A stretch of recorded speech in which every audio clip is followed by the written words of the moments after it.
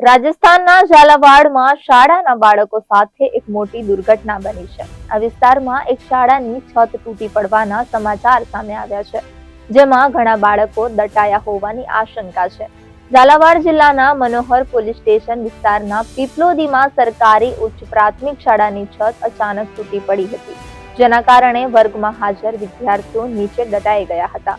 મળતી માહિતી મુજબ વર્ગખંડમાં લગભગ 60 બાળકો હાજર હતા, જેમાંથી 25 બાળકો દટાયા હોવાની આશંકા છે। આ સિવાય 4 બાળકોનું મોત નીપજ્યું છે, જોકે હજી સુધી મોતની સત્તાવાર માહિતી સામે આવી નથી। ઘટનાની ગંભીરતા જોતા આંકડો હજી સુધી વધી શકે છે।